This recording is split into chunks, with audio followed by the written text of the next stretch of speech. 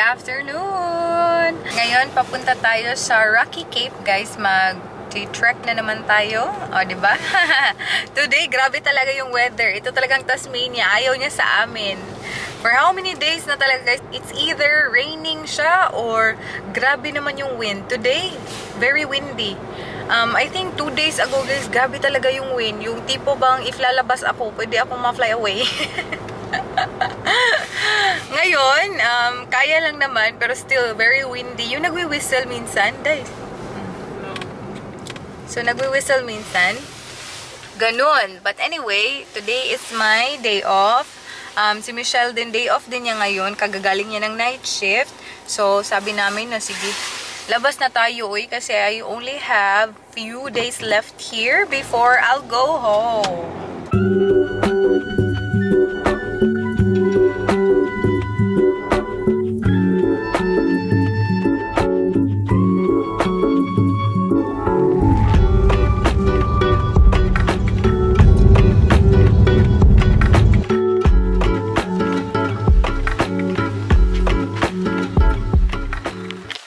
Dito na tayo, guys. Oh. Hindi pa naka-start sa trek. Ang buhok para ng sobrang hangin. Agay! You ready for this? Idea mo to, girl. Yan yung view natin. Ganito yung dinaanan natin, guys. May mga stairs pala. Pa-uphill.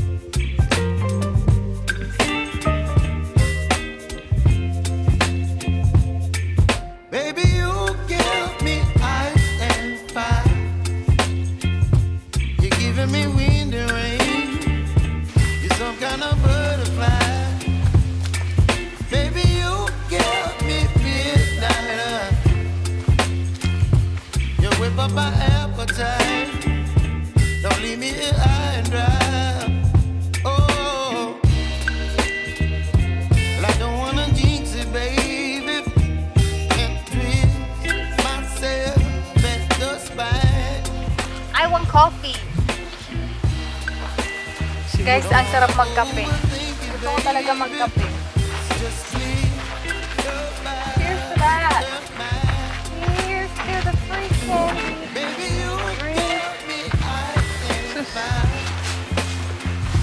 You're giving me wind and rain. You're some kind of butterfly.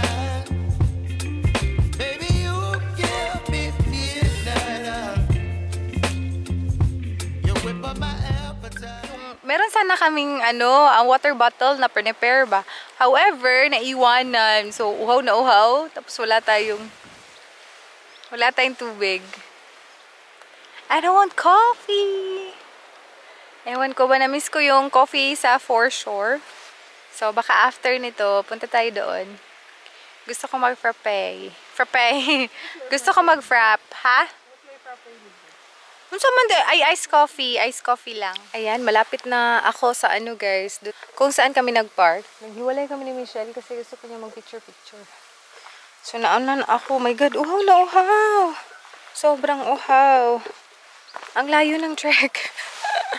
Hindi ko ina-expect ganun kalayo.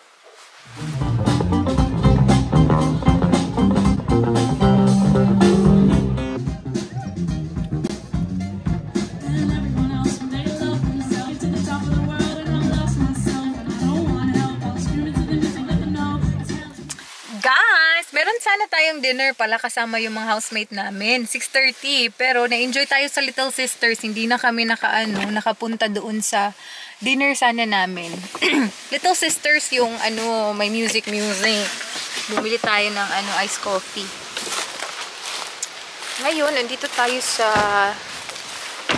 middle of nowhere. May gnome tree daw. Dito lang sa gilid sa road. Yan pala siya, oh.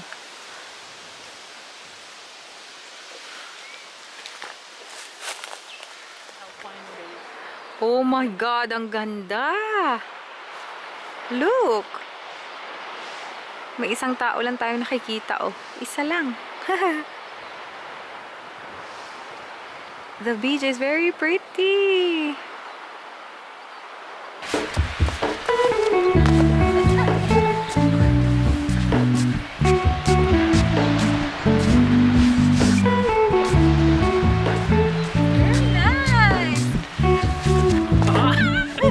Drone shot mo na rin. Hello, Hindi, stable I yan. can't shake this feeling beyond the goal. We stand on the opposite shore. Hello, I reach the mysterious seas, my only hope.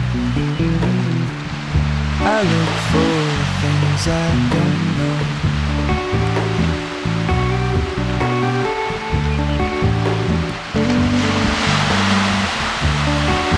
Ang lips ko guys, tingnan nyo. Malamig na kasi, but you know what? So far talaga, ito yung favorite ko na place dito sa Tasmania na napuntahan namin ni Michelle. Sobrang, flat. Tapos yung sand nila, grabe, parang powder talaga, baby powder. Ang ganda. And this is one of the recommendation ng hospital clerk namin. Kasi sinabi ko na gusto ko mag-swimming dito sa Tasmania. Kasi nga, summer dito ba? Supposedly summer. Pero laging umuulan. So, recommended niya ito. Sabi niya, punta talaga kayo dito sa Beach Harbor. Sayang lang. Kasi, wala na akong time makapag-swimming dito. But so far, ang ganda niya. It's very picturesque. And, basta ang ganda ng vibe. Tapos madaming houses na pa-develop pa lang. So may area dito ba na mountain lang. Ganda, I love it. Sana nakapag-swimming tayo dito, oh. Mura yung swimming kung bugnaw ang tubig. Uy, okay lang. Uy, basta sunny lang. Hindi na sunny ngayon eh. Lamig na. The Wallaby family. May isa dito, may dalawa doon. Baby yung isa, maliit. Hindi sila nag-move dahil. Ito lang isa, oh. Lumayo. Andito na kami sa accommodation. Yung mga kasama namin, guys, feeling namin andun pa sila sa city kasi they were thinking na siguro magdi-drink sila after sa dinner namin. So, hindi na nga kami umabot sa dinner kasi supposedly 6:30 and now it's 9:10. And then, where's my phone? Naiwan ko yung phone ko ngayon. Anyway, tomorrow I'm gonna do a morning shift. So, kailangan ko na mag-chill. Relax na ako. Hello! Good afternoon, guys. So, ngayon, today is my day off and hindi na sana ako mag-vlog talaga ngayon kasi I'm just thinking na mag-relax na ako today and whatnot. But then I was editing. Sumakit yung ulo ko sa pag-i-edit kasi lagi lang nasa monitor ba. So, napag-isipan ko na I'm gonna have a break. Tapos, yung break na ginawa ko is naglinis ako kasi, yun nga, hindi ko na sana ito ipapakita. But, this is just the reality sa aking work. Sometimes, we don't get the best accommodation. And for this one, although okay naman yung mga kwarto, I mean, not the best compared to what we had before. Pero, if you go to the communal areas talaga dito, medyo madumi talaga siya. And I can't be bothered cleaning yung mga areas na pwede ko naman siyang i-avoid. But there are just some areas na hindi mo kayang i-avoid. And like for example, yung toilet. So, meron kaming communal toilet dito na for some reason, pagdating ko pa lang talaga dito, my God, nakakadiri. And, maiisip mo talaga ba na hindi mo lang kayo marunong mag-maintain kahit man lang konting linis-linis. Like, hindi ko talaga kaya na pabayaan na lang siyang ganyan. Although parang iniisip ko sa sarili ko ba na I'm just gonna be here for a few weeks anyway. Hindi na ako mag-effort na maglinis ng mabuti. But since hindi ko siya kayang i-avoid kasi kailangan mo naman talagang gumamit ng toilet. Kailangan mo naman talagang mag-shower. So wala akong choice guys. Maglinisan na lang siya. Iniisip ko kasi like, you should have provided us with a better accommodation wherein i-maintain na lang namin. Hindi yung kami pa yung maglilinis. But for some reason, dito, unfortunately, yun nga, yung toilet, hindi talaga siya malinis. So, currently, naglilinis ako. Actually, in the middle na ako ng paglilinis. Ipapakita ko lang sa inyo kung ano yung sitwasyon. So, ganito ang itsura ng toilet. And before ko palang ito nilinisan, first day namin dito ni Michelle, Dito talaga, puro alikabok. Hindi ko alam kung bakit natitake nila na maalikabok. So, maalikabok dyan. But yeah, nagsispray ako ngayon kasi magmamap ako, guys. So, yung mga dyan, of course, madumi yan. Ayan. Tapos ko na ditong i-vacuum. So, magmamap na ako para matanggal natin yung sobrang tagal na hindi natanggal na mga dumi. Ano ba yun?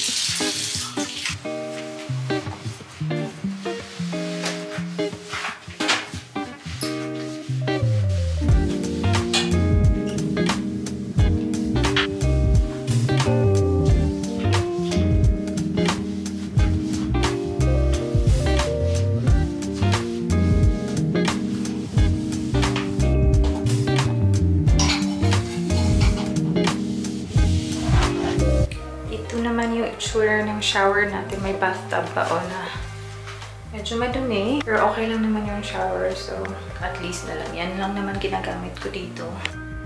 And then dito, antayin na lang natin na mag-dry yan. That is so much better. Itapan ko sana itong mga empty na paper rolls. Tapos, kanina pa siya dyan. Si Wallaby. Hindi tuloy ako makalabas para pumunta doon. Ayan. Sige, lumayo ka, uy. Wala, kinakain yung mga, flowers. Hindi ko kayang linisan ang shower ngayon kasi medyo marami akong gagawin. But on my next day off, ito na naman yung project na gagawin ko. Char project. But, lilinisan ko itong mga ganito.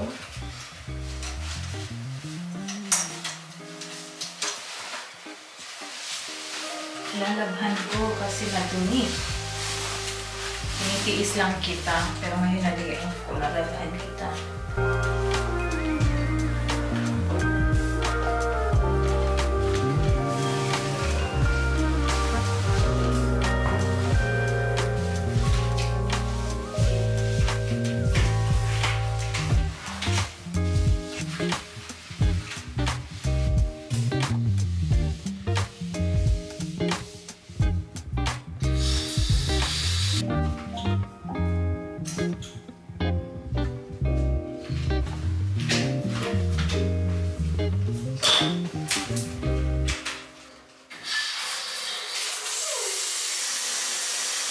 Natapos ko na linisin yung toilet and now I'm gonna be back sa pag-i-edit and whatnot. Hindi ko muna lilinisin yung shower, Diyos ko. Kasi kailangan, marami akong gagawin today. So, yan yung mga bagay talaga na you have to think about. I know, marami sa inyo na-inspire, but I feel like napapakita ko sa inyo yung mga magagandang aspects lang na nagagawa namin sa travel nursing, but you have no idea kung ano din yung mga adjustments na kailangan namin gawin, especially with the house situation at or accommodation situation.